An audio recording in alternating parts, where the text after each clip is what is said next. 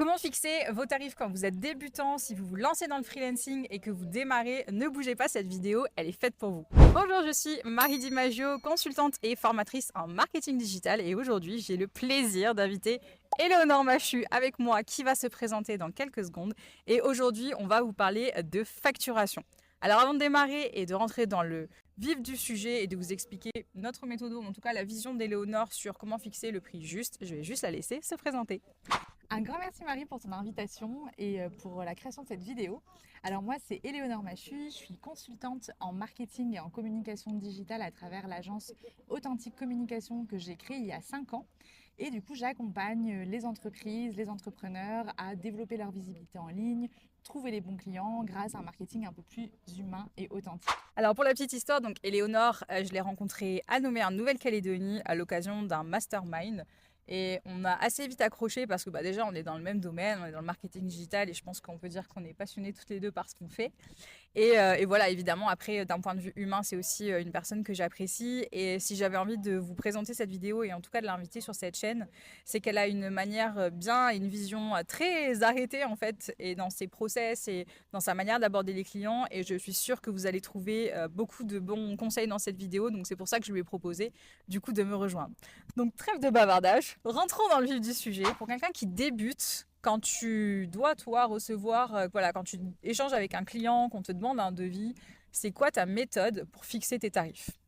Oui, bah écoute, c'est une très bonne question et c'est vrai que quand on débute, c'est le point le plus compliqué, je pense, pour les Ouais, freelances, clairement. de savoir comment est-ce que je me positionne, comment est-ce que je vais tarifer mes différentes prestations, etc. Et c'est vrai que quand on débute, c'est assez compliqué de savoir Ouais. comment se positionner. On commence tous quelque part et que c'est OK, en fait, si la première fois qu'on tarife quelque chose, une prestation, on met plus de temps que ce qu'on avait prévu Ouais. et qu'on se plante un peu et qu'on se dise finalement c'était pas forcément très rentable, c'est pas grave. En fait, Ça fait c'est partie de l'expérience. exactement, c'est une expérimentation de tous les jours. Et en fait, à chaque prestation qu'on va tarifer, l'idée c'est d'en tirer des enseignements. Donc la première chose que je conseillerais, c'est vraiment de déjà poser un petit peu les différentes prestations qu'on compte proposer à nos clients avant même d'avoir eu un seul rendez-vous client. Tu te prends un tableau Excel ou un tableau Notion si tu préfères. Voilà. Moi, je t'avoue, je suis plutôt team Excel. J'aime les Ah outils ouais. simples. Voilà, j'aime pas les J'adore. trucs trop Ah, ça compliqués. me surprend, tiens. Ok. Je suis plus team Excel, quelque Excel. chose de basique, standard, Ouais, classique. simple et rapide. Et tu sais Exactement. quoi, en vrai, je trouve que sur les tableaux Excel, t'es moins préoccupé par la forme. Donc en fait, t'es plus sur le fond. Donc Exactement. je te rejoins sur des fois, ces outils-là sont bien pour ça aussi. Du coup, je trouve que tu perds pas de temps à Ouais. essayer de faire des trucs un peu jolis. L'idée, c'est de te poser avec toi-même Ouais. et de te demander, OK, c'est quoi en fait la valeur que je peux apporter à mes clients et c'est quoi les services que je peux leur proposer par rapport aux besoins que j'ai identifiés d'eux. Donc ma cible. Voilà, exactement. Donc déjà, tout un travail en amont de qui est-ce que je veux accompagner, Et oui, évidemment, la base. quelles compétences moi j'ai que je peux mettre au service de mes clients. Mhm. Et en fonction de ça, donc une fois qu'on a fait ce gros travail un peu stratégie plutôt, se dire, OK, je prends une feuille blanche, je prends mon petit tableau Excel ou mon tableau Notion, comme on s'est dit, et je note, OK, en fait, quelle prestation je peux proposer. Donc création de site web, gestion Exactement, de CM. c'est exactement ça. Et donc, si on prend l'exemple de nous, nos métiers, Ouais. par exemple, moi, dans les services que je peux proposer, il y a la création de sites internet. Mhm. Donc, on prend cette catégorie-là. Donc, voilà, un service que je peux proposer, c'est la création de sites internet. OK, cette prestation-là, qu'est-ce qu'elle comprend exactement? Ok. Donc, en fait, quand je crée un site internet, déjà, il y aura la définition du cahier des charges avec le client. Donc, je vais D'accord. le noter. Voilà. Premier step, j'ai la rédaction du cahier des charges avec mon client pour définir les objectifs du site, quelle thématique je vais aborder, le nombre de pages, Ouais. est-ce qu'il y a un hébergement à gérer par mes soins ou non. Un formulaire de capture. Globalement, qu'est-ce Exactement. qu'on veut faire avec ce Une site map, et à qui s'adresse. Et... exactement. Parce qu'en fonction de ça, évidemment, le tarif ne sera pas le même non plus. Clairement. Donc voilà, la première étape de la création d'un site internet, c'est la définition d'un cahier des charges. Après, je vais par exemple réfléchir au design du site de mon client. Ouais. Donc, je vais noter pareil, design du site et ergonomie. Après, en fonction du nombre de pages, en fait, je vais avoir le développement du site. Ouais. Et après, je vais avoir les options. Par exemple, je sais pas, option blog, par exemple, option map, option charte graphique si ton client n'a pas de charte graphique, par exemple. Tout ce qui sort un petit peu peut-être de la prestation généraliste, mais Ouais, qui peut être du des choses peut-être même auxquelles ton client n'a pas forcément pensé, que toi Exactement. tu vas pouvoir lui apporter pour qu'il ait ensuite un peu tout. Enfin, non, parce que ça tu le gardes pour toi. Alors ça, tu le gardes pour toi, mais ça va te servir dans ton process de rendez-vous avec tes clients. Ok. C'est-à-dire que tu vas te noter, voilà, bah, est-ce que le client aura besoin de gérer l'hébergement, le nom de domaine, est-ce qu'il Penser veut à un tout quoi, blog, dès le voilà, départ. exactement combien de pages il veut, est-ce qu'il va me fournir les images ou non. Est-ce qu'il va me fournir les textes ou est-ce qu'il a besoin que je l'aide à rédiger les textes? Est-ce qu'il veut une maintenance préventive, par exemple, pour son site une fois que le site est créé? Donc Est-ce c'est qu'il bien veut tout ce qui est en amont, ce qu'il y a pendant la presta, et exactement, ce qui et peut ce qui venir peut venir après. après? Est-ce qu'il veut gérer du référencement payant, par exemple? Ouais. Du coup, est-ce qu'il veut que je crée des campagnes Google Ads? Et tout ça, je vais me le noter en fait sur ma grille Ouais. tarifaire. Ok. Et en fait, par rapport à chaque point, vu que je débute, là, si on prend l'exemple de quelqu'un qui débute, c'est me dire, OK, combien de temps j'estime passer pour chacune de ces tâches-là Mhm. et quelle est la valeur que j'apporte réellement à mon client pour chacune des tâches. Ok. Parce que imaginons que la partie design, c'est quelque chose qui soit hyper facile et fluide pour moi et que du coup je me dis bon bah je vais y passer peut-être une demi-journée, Ouais. mais que pour mon client la partie design est quelque chose dont ce qu'il perçoit a une énorme valeur, Ouais. bah en fait, je vais pas forcément le tarifer pour une demi-journée, mais je peux me permettre de le tarifer un peu plus cher. Mm. Parce que finalement, la valeur que mon client perçoit de cette prestation est plus élevée que finalement le temps que je vais passer. Ouais. Et en fait, il faut se dire que mon client se fiche totalement du temps que je passe Oui, sur chacune de clairement. ses tâches. Ce qui l'intéresse, c'est le résultat final. Exactement. Donc en fait, toi, ça va t'aider à définir un prix, de savoir combien de temps tu estimes passer sur chacune de ces missions. Et en fait, en faisant le enfin l'addition en fait de toutes ces sous-tâches de ta prestation globale avec un timing en face et du coup bah en fonction de combien tu aimerais être payé par heure, bah, tu peux définir en fait un budget approximatif. Ouais. Et l'idée c'est de ton premier client, le devis que tu vas lui faire, le devis sera pas forcément bien juste. Et l'idée c'est d'ajuster en fait et donc de te timer. Donc imaginons, voilà, j'ai fait le devis pour mon client, il veut toutes les options, etc. Donc moi j'ai estimé passer tant de temps pour chacune de ces tâches et du coup je vais lui envoyer mon devis. Finalement je me rends compte que pendant que je réalise la mission, en me timant, je me rends compte qu'il y a certaines tâches où finalement j'ai mis beaucoup plus de temps que prévu et d'autres où j'ai mis moins de temps que prévu. Et bien en fait c'est tout simple. Le prochain client qui me demande un devis pour la création d'un site internet, je vais revoir à la hausse. T'ajustes. Exactement. Bah, ça, c'est que l'expérience de toute façon qui C'est ça. fait Chacune que des après prestations. tu vas. Donc en fait, c'est vraiment d'avoir un process.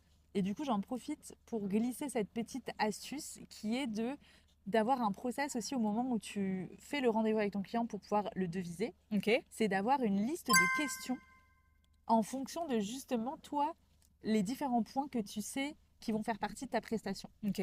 Donc c'est par exemple d'avoir un questionnaire où moi j'ai des Forme. Google Forms.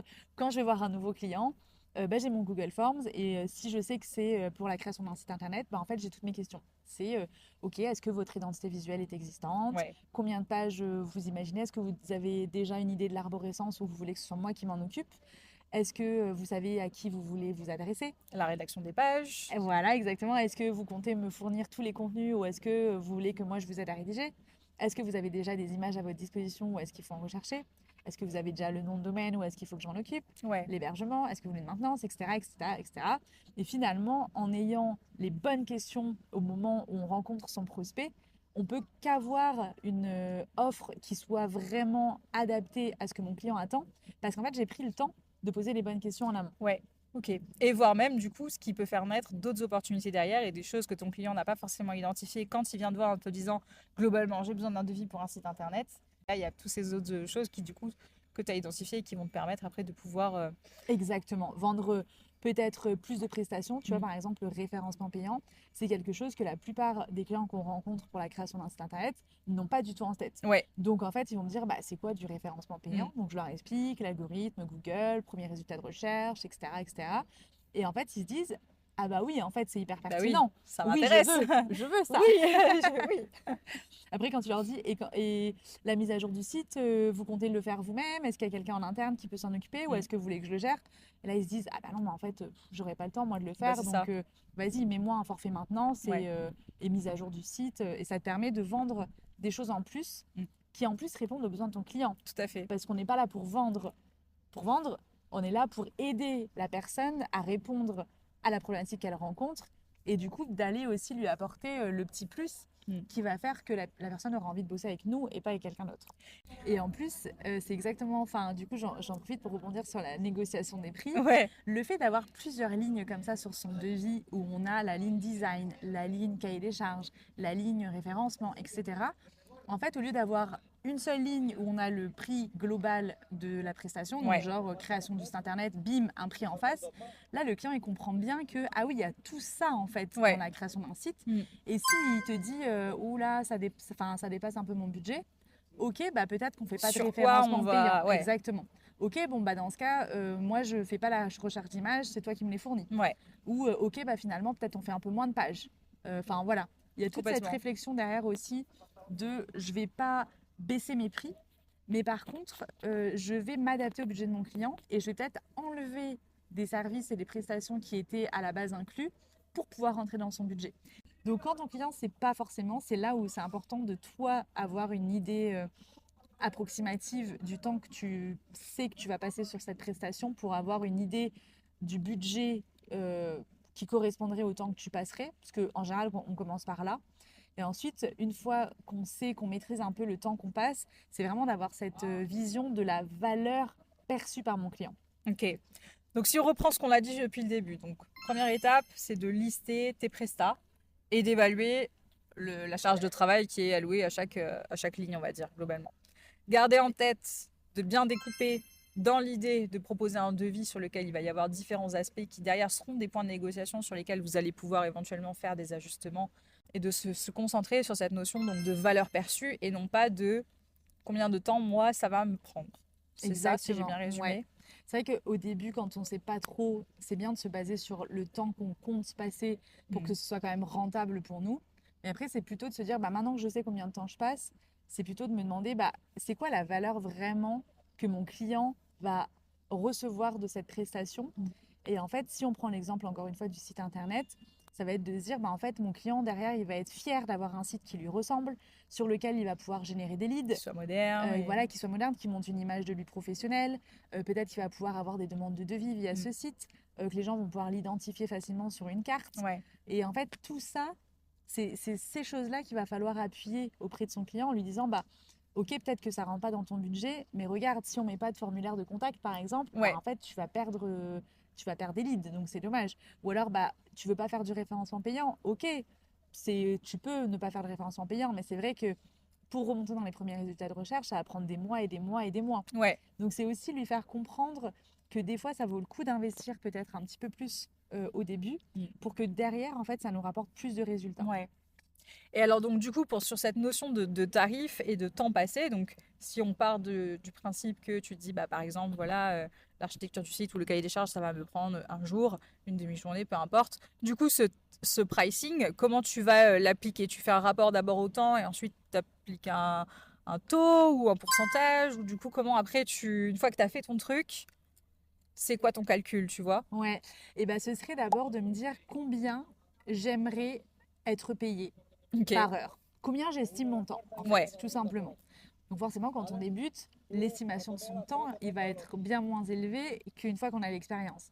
Et c'est aussi normal que quand on est junior, bah, nos prestations soient moins chères que quelqu'un qui est senior et qui a beaucoup plus d'expérience et qui va pouvoir apporter beaucoup plus de détails ou de prestations, etc. au client final. Ça dépend aussi de ton statut juridique. Aussi. Parce qu'en réalité, tu n'as pas les mêmes avantages et les mêmes contraintes et les mêmes niveaux de charge en fonction de ton statut juridique. Donc du coup, forcément, ta rentabilité, il va se situer à un niveau qui va être différent. Exactement. Donc il y a toutes ces choses-là qui vont rentrer en compte, mais je pense que ce qui est important pour pouvoir travailler sereinement et pas avoir l'impression qu'on nous presse comme un citron et d'être sous-payé, c'est déjà de se dire ok, combien j'estime mon temps en fait, tout simplement. Et entre toi et moi, peut-être qu'on n'estime pas notre temps de la même façon, mais en fait, le plus important, c'est d'être payé à sa juste valeur par rapport à ce que nous, on estime. Mais c'est aussi de se dire, bah, en fait, il faut bien que j'habite quelque part. Et bah, combien est-ce que j'aimerais être payée finalement par heure si je prends en compte mes charges, si je prends en compte que en fait, je ne veux pas être sur de la production 5 jours sur 7, si j'estime que bah, en fait, je ne peux pas être productif 10 heures par jour. voilà, tout ça fait qu'on va pouvoir se dire, ok, étant donné que je vais peut-être être vraiment productif seulement 25 heures par semaine, parce que je dois gérer aussi mon admin, parce que je dois gérer ma compta, parce que je dois gérer ma propre communication. Ouais, Enfin voilà, tous ces aspects-là, quand on est freelance, solopreneur, etc., c'est de se dire, ok, bah, peut-être que j'ai 20-25 heures par semaine où je peux vraiment dans de la production. ouais, J'ai tant d'heures dans mon mois. Moi, à la fin, j'ai ça, ça, ça et ça à payer en charge. Donc, en fait, par rapport à ce calcul-là, ce serait quoi le prix juste que, que je peux mettre face à une heure de travail? ouais, Et c'est ensuite de travailler sur cette valeur perçue-là, ce temps de travail estimé. Et peut-être que, tu vois, moi je te dis, au début, quand j'ai débuté, je pense que je devais peut-être me payer, je sais pas, 5-6 000 francs de l'heure. ouais. Aujourd'hui, je suis plus à 10 000. Hmm. Enfin, Alors, en en euros, ça fait euros, entre 50 et 100, quoi. voilà, exactement. On On va va dire arrondir. qu'au début, on peut se dire, bon, bah, si je paye Ouais. 50 euros de l'heure, c'est cool. Hmm. Mais en fait, au bout d'un moment, bah, on va monter nos tarifs petit à petit. Et voilà, aujourd'hui, ça va plutôt être 100 euros, 120 euros. Enfin voilà, ça va dépendre des prestations aussi, Oui, bien évidemment. sûr. Mais c'est de se dire aussi que c'est normal de débuter quelque part. Oui. Et Et généralement, on débute pas haut. il vaut mieux commencer plus bas en se disant, bah, j'apprends. Oui, Voilà, ce qui est le j'expérimente. cas, hein. C'est exactement ça. Au fur et à mesure que je vais travailler avec mes clients et sur mes prestations, bah, je vais devenir de plus en plus À bon, l'aise et en rapide fait, aussi. exactement. Hmm. Donc en fait, finalement, bah, peut-être que mon prix final restera à peu près le même ou va augmenter légèrement, mais moi, comme j'y passerai moins de temps, Bah, je vais être bah, plus rentable. finalement, ma rentabilité exactement sera plus élevée. Et finalement, bah, en fait, je serai payée plus cher de l'heure, Ouais, finalement. tout à fait. Après, le jeu, entre guillemets, du freelancing, c'est d'essayer de sortir de la tarification à l'heure. Oui. Mais je trouve qu'au début, quand vraiment on part de zéro et qu'on commence à tarifer, c'est vraiment difficile d'imaginer en fait des forfaits sans savoir combien de temps on va y passer. Complètement. Et puis ça dépend de ce que tu proposes aussi. Par exemple, moi qui forme beaucoup d'assistantes virtuelles, c'est des postes ou des missions où tu vas être sur plein de choses différentes à la fois. Donc tu vas faire, pendant une heure, tu peux faire une demi-heure d'admin et puis la demi-heure d'après, tu vas faire de la gestion de la newsletter. Donc du coup, cette tarification horaire, quand on démarre, et sur cette période où voilà, on est un peu dans l'expérimentation d'un peu tout, on joue sur ce côté polyvalence parce que c'est vraiment la force pour le coup pour les assistants virtuels. Et ensuite, au fur et à mesure, on va pouvoir avoir déjà une vision d'ensemble de toutes les choses ce qu'on sait faire et qu'on aime faire et dans lesquelles on a vraiment envie de, voilà, de pousser ses services. Et là, effectivement, la tarification au forfait sera beaucoup plus rentable, clairement, qu'une Complètement. tarification à l'heure qui va être à un moment donné plafonnée parce que bah, le nombre d'heures dans une journée, il n'est pas extensible et qu'au bout d'un moment, vous allez atteindre des plafonds de verre. Complètement. Et c'est là où c'est intéressant ce que tu dis, c'est que dans mon process, on va dire ma méthode de tarification, nous, on va réfléchir à combien d'heures on va y passer. Oui, Par contre, il faut que ce soit invisible pour le client. tout C'est-à-dire à que sur fait. mon devis, je ne vais pas mettre Oui, ah bah non, X non, ouais. heures, machin. C'est juste que moi, je vais me dire, OK, Oui, oui. sur cette partie-là, je vais passer à peu près tant d'heures. Donc, j'estime que le budget face à cette ligne-là va être à peu près de temps. Ouais. Mm. Comme ça, en fait, peu importe combien de temps j'y passe, c'est là où il faut décorréler en fait finalement son temps de Oui, son pricing. Et si voilà, comme je te disais, je me rends compte que finalement j'ai passé beaucoup plus de temps que prévu parce qu'en fait cette tâche-là, j'imaginais que ce serait beaucoup plus simple. Puis finalement, il y a beaucoup de réflexion derrière, ouais. etc. Et ben au prochain prospect, je vais augmenter cette ligne-là Mm. en fonction du temps que j'aurai réellement passé. Ouais. Et après, je vais me dire que je serai de plus en plus bon. Même si ma ligne budgétaire va pas énormément augmenter pour le client final, ma rentabilité, moi, sera plus élevée vu que j'y passerai beaucoup moins de temps. Tout à fait. Est-ce que toi, quand tu démarrais, tu t'es intéressé ou tu as regardé ce que faisaient tes concurrents pour essayer de te positionner sur ton marché ou pas? Ou c'est un truc même aujourd'hui, en vrai, la question elle est valable même aujourd'hui après, je sais plus combien d'années, ça fait plus combien d'années toi 5 que ans. après 5 ans? Ouais. Est-ce que c'est des choses encore que tu fais? Est-ce que tu regardes ce que fait la concurrence ou pas du tout? C'est une super question. Alors, au début, je l'ai fait. Aujourd'hui, plus du tout parce Ok. que j'ai vraiment conscience de la valeur que j'apporte à mes clients et du coup, j'ai plus besoin de me rassurer Ouais, en allant me conforter dans le fait que mon tarif est juste parce que ouais, je sais qu'il est juste. ok. Parce que justement, ça fait 5 ans Ouais. que je Que tu l'ajuste, pratiques que et je que. pratique, Ouais. etc. Et donc aujourd'hui, je peux te dire que mon tarif est juste. Et en fait, si un client vient me voir, ce qui d'ailleurs n'arrive que très rarement, mais si un jour j'ai un client qui vient me voir en me disant oh là là, t'es beaucoup trop cher, je pourrais lui expliquer par A plus B pourquoi je ne suis pas trop cher, mais que c'est peut-être juste lui qui n'a pas le budget, Ouais. tu vois. Ok. Et qu'en fait, moi, mon tarif est juste. Et d'ailleurs, je vais jamais négocier un prix. Par contre, je vais m'adapter au budget en lui disant, bah ok, toi, tu veux rentrer dans cette enveloppe, Voilà ce sur qu'on peut quoi on peut enlever faire, en fait. ouais. Et qu'est-ce qui est peut-être moins essentiel pour qu'on puisse rentrer dans ton enveloppe. Par Ok. contre, au début, quand j'ai commencé, oui, on en avait parlé en off, mais Oui. c'est vrai que moi, à l'époque, je travaillais déjà dans le marketing digital, dans des grosses entreprises. Donc, je travaillais moi avec des agences de communication. Ouais. Et donc, je savais en fait les tarifs des agences. Je voyais bien qu'il y avait des énormes écarts aussi entre certaines agences. C'est ça. Donc, tu as Tu des peux prix avoir un devis pour complètement un site différents. internet à 1 000 euros, un autre à 3 000, un autre à 10 C'est 000. ça, Et du coup, des fois, tu as du mal un peu à. complètement. Bah, il faut jauger, quoi. Et donc, en fait, moi, je m'étais mis un peu dans la moyenne de tout ça, on Ouais. va dire, en me disant, bon, bah, en ayant fait ce travail aussi de temps passé, etc., de valeur perçue, je m'étais dit, bon, bah, ça équivaut à peu près à tant, donc, ouais, je suis dans la moyenne, etc. Et donc, j'essayais de me mettre pas le moins cher, parce qu'en termes de valeur perçue, si tu es vraiment beaucoup moins cher que les autres, Oui. bah, en fait, on peut avoir l'impression que c'est parce que ton travail est nul. Moins qualitatif. Exactement. Donc, en fait, il ne faut pas avoir cette image-là non plus. Ouais. Et c'est peut-être, par exemple, je pense comment dire, des services genre hypnothérapeute où les tarifs sont quand même assez similaires Oui. les uns des autres. Tout à fait. Donc là, ce que je conseille, c'est effectivement d'aller se positionner sur un tarif moyen de ce qui est pratiqué.